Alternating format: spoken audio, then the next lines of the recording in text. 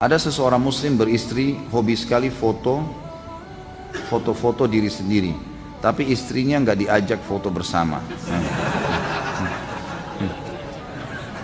Ini mulai lagi nih ya.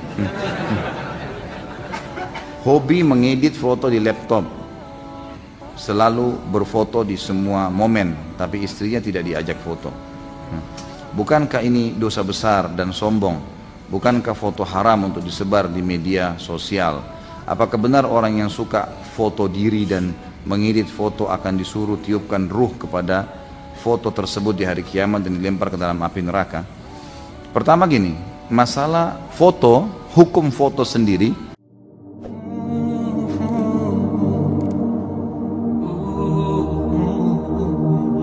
Ada seseorang muslim beristri, hobi sekali foto-foto diri sendiri, tapi istrinya nggak diajak foto bersama.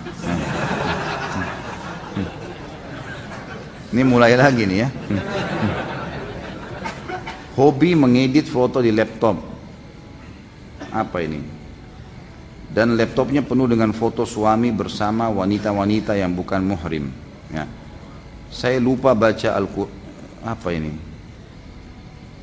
Sudah lupa baca Al-Quran, lupa istri, tidak ditiduri, lupa ibadah, kemudian foto bebe disebar di media sosial seperti WA dan seterusnya lah, ya. Dikirim ke wanita-wanita yang bukan istrinya agar mereka tertarik dan dikomentari. Ia bangga dengan diri sendiri, selalu berfoto di semua momen, tapi istrinya tidak diajak foto. Bukankah ini dosa besar dan sombong? Bukankah foto haram untuk disebar di media sosial? Apakah benar orang yang suka foto diri dan mengedit foto akan disuruh tiupkan ruh kepada foto tersebut di hari kiamat dan dilempar ke dalam api neraka? Pertama gini, masalah foto, hukum foto sendiri itu khilaf di antara ulama, boleh atau tidak. Di sini kembali kepada tujuan foto itu sendiri. Kalau dia tujuannya foto untuk memamer auratnya, gitu kan, untuk melakukan kemaksiatan, ini haram mutlak. Seperti orang yang pasang-pasang untuk iklan, untuk macam-macam, itu haram, nggak bisa. Perempuan terbuka auratnya, laki-laki terbuka auratnya, gitu kan. Bahkan saya kaget di salah satu jalan kita di Jakarta ada iklan, saya nggak tahu kok bisa diizinkan tuh iklan pakaian dalam laki-laki dan dia kelihatan sekali gitu, kesannya kayak memamerkan celana dalam itu. Ini sangat tidak beradab ya, gitu menurut saya. Tapi ini hal yang diharamkan intinya dalam agama. Kalau orang foto misalnya, dia foto momen, dia lagi kebetulan lagi jalan ke sebuah tempat di luar negeri atau di dalam sebuah tempat atau ada masjid atau ada tempat yang dianggap memang dia butuh untuk menyampaikan ini informasi kepada istri nanti di rumah atau istri kepada suaminya, hanya dia, anak-anaknya misalnya, kemudian diperlihatkan ini loh, bukan untuk dipajang, maka itu masih boleh saja, tidak ada masalah. Ini ulama ada yang membolehkannya, di antaranya Syekh Utsaimin rahimahullah, beliau mengatakan orang foto itu seperti orang lihat dirinya di kaca, sehingga pantulan kaca mengeluarkan persis seperti dia. Beda dengan lukisan hanya menerkah.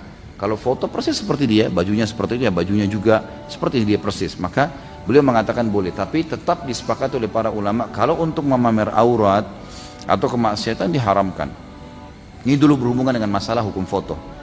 Masalah kasus suami foto tidak aja istri, istri foto tidak aja suami, ini hak masing-masing. Ya, susah kalau setiap kali suaminya mau foto harus panggil istrinya. Kalau istrinya lagi di Surabaya, suami di Jakarta, masa beli tiket pesawat, kan tidak mungkin. Atau terbalik, istrinya lagi mau foto dengan ibunya, kemudian suaminya harus hadir. Ini sulit ini, jangan dipersulit, nggak perlu. Jadi tidak harus selamanya ajak pasangan, gitu kan? Tapi kalau foto bersama, ini kalau pendapat Syekh Utsaimin rahimahullah tadi masih boleh, tapi dia tidak pajang, dia simpan untuk kebutuhan dia. Misal seorang suami pada saat dia keluar negeri, dia rindu sama istri, dia lihat foto istrinya, dia lihat foto anaknya, tidak ada yang larang masalah ini.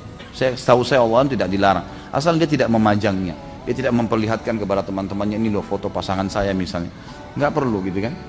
Tapi mungkin dia perlihatkan, ada yang tanya, gurunya tanya, foto anaknya di mana? Ini foto anak saya masih kecil, si fulan namanya, doakan ya misalnya.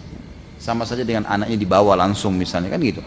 Jadi ini semua hal-hal yang masih boleh, tidak ada masalah. Tapi jangan dipaksain untuk selalu sama-sama. Tinggal masalah hukum bagaimana kalau mengirim foto untuk lawan jenis yang bukan mahram. Dan ini bahasanya bukan mahram, bukan muhrim. Muhrim ini orang pakai baju ihram, gitu. Muhrim. Kalau yang tidak boleh dinikahi mahram, diganti u-nya jadi a, gitu ya.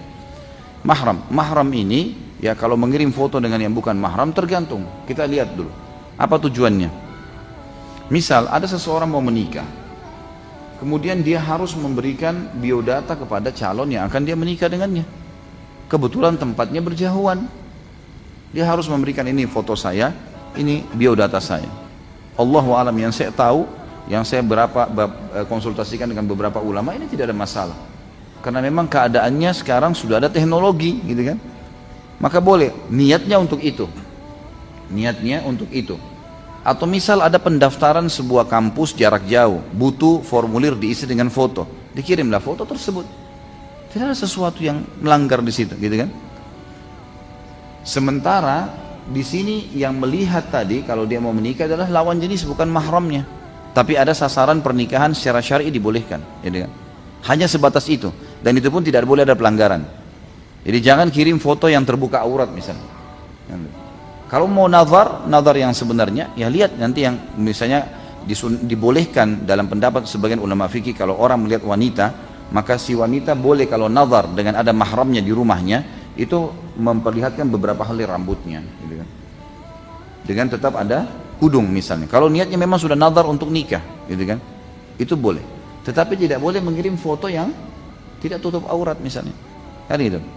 Ini kalau seandainya mau nikah. Tapi kalau selain ini niatnya memang untuk tadi misalnya dikomentari supaya dikatakan ini ganteng lah atau ini cantik lah, ini semua tidak boleh secara syar'i, tidak boleh, haram agamanya.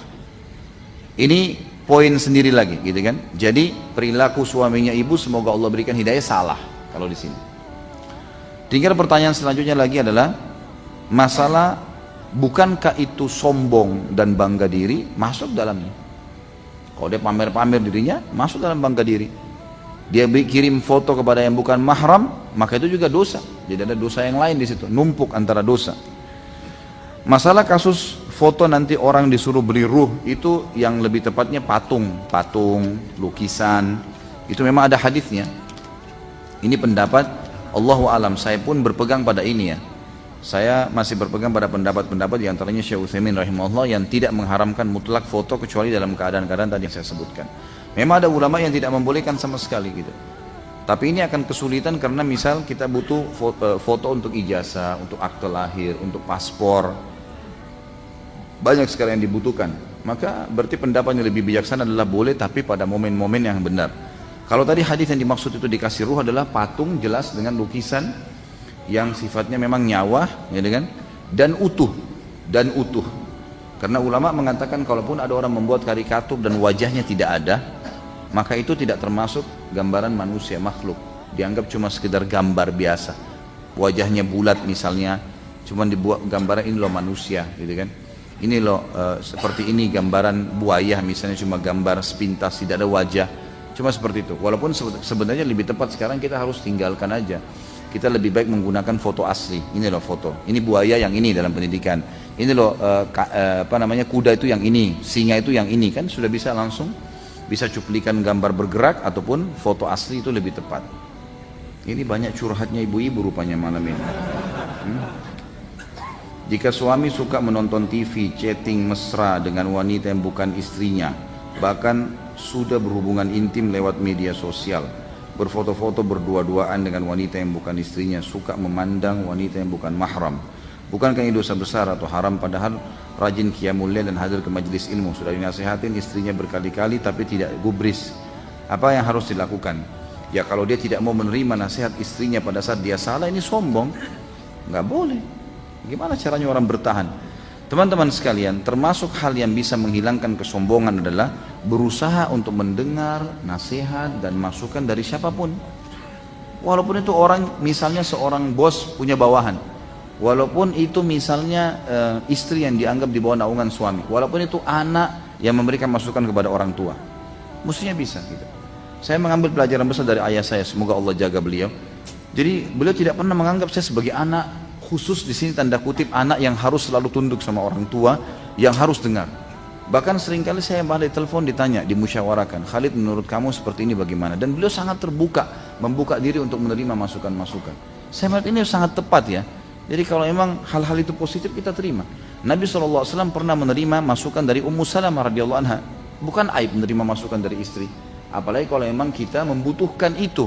Tapi istri bukan juga setiap saat selalu mengatur suaminya, gitu kan? Itu juga tidak boleh dalam hukum syariah, harus berimbang, gitu kan? Di antara keduanya. Karena istri itu boleh memberikan masukan-masukan dalam dua keadaan. Pada saat diminta musyawarah oleh suaminya, atau pada saat suaminya sedang salah dia ingatkan. Itu saja. Tapi bukan dia yang mengatur, karena pemimpin yang mengatur, si suami, gitu kan? Lebih tepat seorang muslimah kalau mau disayangi oleh suaminya, kalau suaminya lagi berbuat sesuatu, gitu kan, dan dia tidak musyawarah, ya sudah, selama tidak melanggar agama biarin aja, udah nggak apa-apa, kita jalan saja, gitu kan. Tapi kalau sudah melanggar agama kita ingatkan, atau diminta pendapat kita baru sampaikan, seperti itu kurang lebih. Kalau laki-laki sepertinya tidak mau menerima, ini agak sulit, ini berdosa kepada Allah Subhanahu Wa Taala, tidak boleh. Dan ingat teman-teman sekalian, Tuhan kita satu, Allah Subhanahu Wa Taala. Ini sudah sering saya ulangi. Selemah apapun keadaan seseorang di depan mata kita dan serendah apapun dia di mata kita, mudah-mudahan tidak terjadi, gitu kan. Tapi serendah apapun kita melihat seseorang, mungkin karena ekonominya, mungkin karena kekuatan fisiknya, keadaan fisiknya, mungkin karena ya jabatan dan seterusnya, maka tetap Tuhannya dia ada, Allah yang sama dengan Tuhan kita. Kapan kita menghukum dia dengan zalim atau menyombongkan diri terhadapnya, maka pastikan Allah Azza wa Jalla akan menghukum kita. Saya sudah pernah kasih contoh, jangankan manusia, kucing lewat kita tendang, Allah bisa menghukum kita. Karena Tuhannya kucing itu Allah dan sama dengan Tuhan kita. La ilaha illallah. Kucing lari tidak bisa melawan, tapi satu waktu kita jalan keseleo, Allah biarkan sakit 2 minggu gara-gara ketendang kucing yang kurang dari berapa detik, kurang dari 1 menit tadi. Jadi harus hati-hati. Seorang suami bisa sombong dari istrinya karena menganggap dialah pemimpin di rumah misalnya, tapi dia lupa kalau ada Allah Azza wa Jalla. Bahaya ini, gitu kan? Ini Allah SWT akan menghukum dia. Begitu pula dengan atasan, begitu pula dengan yang lainnya. Allahu a'lam. Saran saya adalah ibu doakan, nasihatin, tidak usah putus asa, tapi dengan cara yang santun, gitu kan?